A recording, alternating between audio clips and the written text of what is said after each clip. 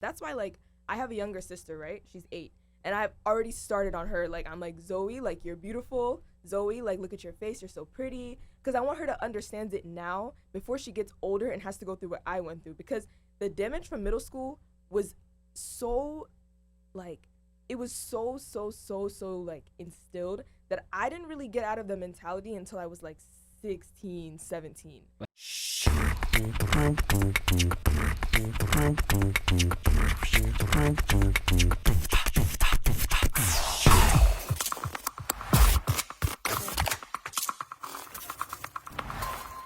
What age maybe did you guys realize that your family's social setup was different from your friends Karen and Jake, and also different from Deshaun and Lakeisha?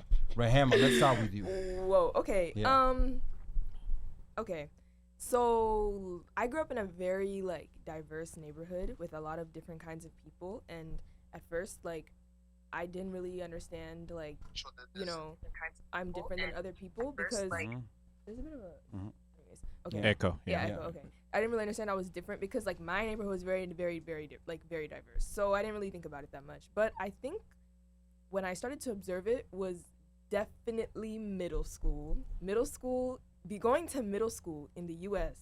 as an African person is the most. It's an experience. It's the most experience. Talk about that.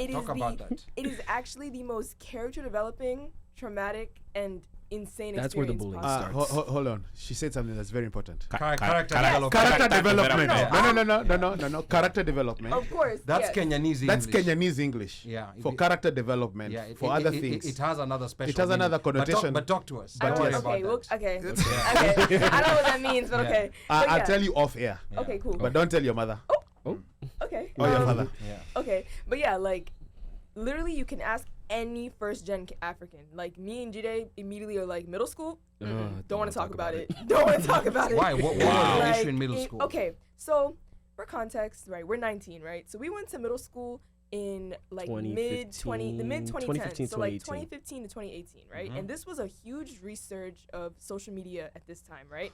I got my, like, me personally, I got my first phone in middle school because I started taking the bus and I had like a long period of time away from my family. So my parents were like, okay, we'll give you a phone. And I was like, okay, that's fair. And the social media culture, as on top of, like, it's just, okay, the social media culture on top of the people that you are surrounded by and on top of looking different was just a horrible combination. Even though we are American, right? We speak English, we have an American accent, we look different, therefore We're still different. We're targets. Yeah. What was different in that social media Okay, culture? I'll get into maybe? it. Yeah. So for context, like, that was the resurge of a lot of like confidence boosting social media apps, if that makes sense. There was an app called Instagram. Musically, which is now TikTok. Musically is not TikTok, but at the time Musically was just an app where you would just film yourself, feel pretty, feel cute, make dances, and post it, right? That was like the it thing at the time. And obviously Instagram, we all started making Instagram accounts, Vine, just essentially your face was everywhere, right? And that was when we started getting on it, which honestly was the first mistake. All of us should have waited till we were like 16. Which is one thing I'll say about this, the generation Wow. Alpha. They're cooked. Growing up in technology might have been one of the worst things for them. Because at least, but at least, no, we finished. I was just gonna say, like, Judy, you can get into it too, because we had similar experiences. But middle school for me was just very traumatic, because all through elementary school, I didn't understand that I looked different. We're all just kids playing around. It was fun. But middle school was the first time I was like, oh, like, I'm not like the other black kids because I'm African and I look different. And that's when the bullying started. And I did not know what to do with this because I was like the first time I've ever been like, you know, berated for my appearance. And I was like very caught off guard. What was different with your, because a lot of African parents need to understand this. Yes, this is very important actually. Yeah. And I'm so glad there's a lot of African parents in the chat right now, because if you have children right now who are in middle school, this is extremely important because it's still happening. There is a sense of making fun of African children in the black community specifically for characteristics that are Afrocentric, food that we eat, odors in quotes, because I'll get into that, and also just like the way we act, right? Because obviously there's a drastic difference between African culture and African American culture, right? And when you're a kid, you see someone that's not like you and you have a default to, you know, bring it up, right? That's just like kind of how kids act. Like, oh, you're different, I'm gonna point it out. You know what I mean? So like me, for example, when I entered 6th grade, I was like, everyone's gonna be fun, everyone's gonna be cool. And like a week in, I was being called, oh, African booty scratcher. Oh, you African. What is an African booty scratcher? Because I've heard that, you know, like a couple of times. What exactly is that? I don't know. To this day, we don't know. We don't know. We just were told. Somebody who scratches their rear bumper with their. And they're African. Oh wow. Whatever. I think if you break it down, it's really connotations to monkeys and stuff. But yeah.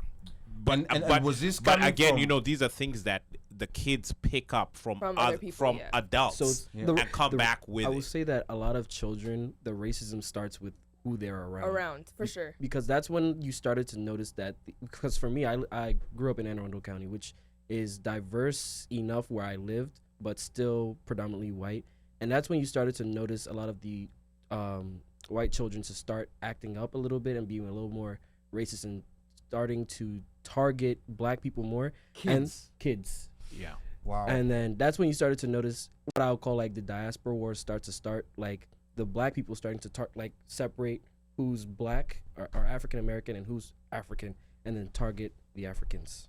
Okay. Being like the butt of the joke everywhere you go. The butt of the joke every time. So were these jokes also coming from African Americans against Africans, or was it mostly other races, you know, like white kids against Africans? So for that question, it's definitely based on your experience and where you went to school, right? Because like me personally, my middle school that I went to was, it was also pretty diverse, but the majority of the black population was African American. There wasn't, the ratio of Africans to African Americans were not the same. So most of the time, like when I was getting bullied, it was from other black people, and occasionally like, you know, like the little mean white boys, but like that's like expected. Like racism is like not expected, but like to me it's like, unfortunately it's more digestible because I can expect like a white person to be racist, but I would not expect someone that looks like me to be targeting me, if that makes sense. Okay, all right. So I got a quick question for you guys. So other than the physical or outward look and the way you guys behaved, was name or your name an issue as well? Substitutes were the worst days. Worst days. Name also like. Okay. But keep naming your children ethnic names, please. Don't stop naming your children ethnic names. Please keep it. But definitely names, and also like, Jide, how do I explain this? Like just the way we like present, like the way we act. Like it's just like mannerisms that you pick up from your parents. But they're not bad mannerisms, but they're not mannerisms that are like, I guess, normal to culture here. It's certain things like, okay, I'll give you an example. I have a core memory from 7th grade. And I was... This 7th grade sounds like it was traumatizing. 7th grade was the flipping year. That was the worst year. That was the worst year of my life by far. I remember I was sitting in my cafeteria, and there was this game people used to play in middle school called Oreo. And Oreo was this game where like somebody would get dared to ask somebody out like on a date, but the dare... In 7th grade. But the context was like, you would not want to be dared because they pick like the person that was not desirable, or like basically if you got asked out through Oreo, nobody wanted, like you were actually like the worst of the worst in class. So one time, that's where a lot of self-confidence like plummeted. That was just bad. So I remember one time I was in the cafeteria and this guy walked up to me and he was like, "Hey Rehema, like do you want to go out on a date?" And I was like, why? Because I knew. I was like, I know where this is going. And then he was like, why? And then he was like, oh, like, I just wanted to know, like, if you were interested. And I was like, again, why? And then he was like, dang, like, why do you Africans always ask so many questions? And then he stormed away. And to this day, like, that just, because I was like 13. I didn't even know what a date was. Like, I didn't even know what was going on. God forbid your mother found out. Oh, I'll get into this because this is something that like relationships. Relationships. Oh, we'll save that for later. But definitely like all of through middle school, I don't think I ever once expressed what was going on to my parents. I kind of regret it. I'm not gonna lie. I could have definitely had people to talk to at that time because I mainly just talked to my other friends who were going through it. Like, go ahead. I would just say I don't know about you, but for my experience, it's more like building what happened through elementary school. If you don't build the relationship with the child, they're not going to want to come and talk to you with issues they're having, or they don't believe that like they can come to you with that issue specifically, because if they know how you're going to berate them. If that makes sense. And also, it's like some things were just uncharted territories in African households. Like we've never spoke about it. Don't bring it up. Like no one has ever told me like no one had ever told me at that time that these are things to come to me about, because it had never really been a problem before. Like I had a great elementary school experience. I walked into middle school and I was like, what is going on? Like this is a crazy place to be. So I didn't really know like that I could talk to my parents about it.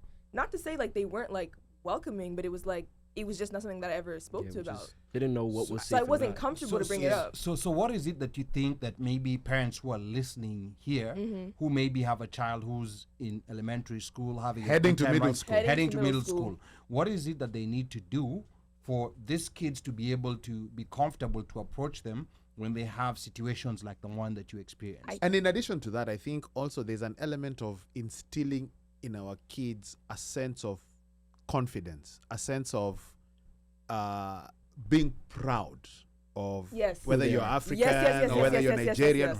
Just instilling not instilling at 15.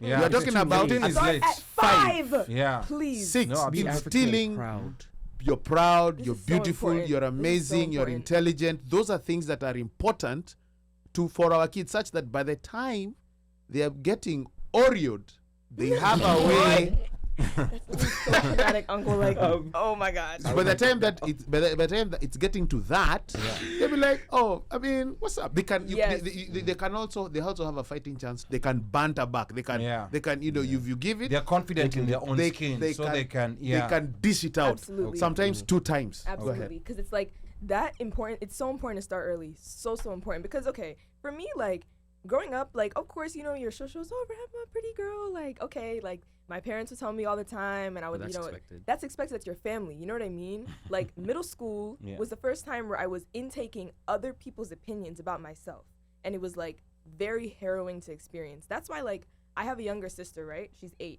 and I've already started on her. Like I'm like, Zoe, like you're beautiful. Zoe, like look at your face, you're so pretty. Because I want her to understand it now before she gets older and has to go through what I went through. Because the damage from middle school was so like, it was so like instilled that I didn't really get out of the mentality until I was like 16, 17.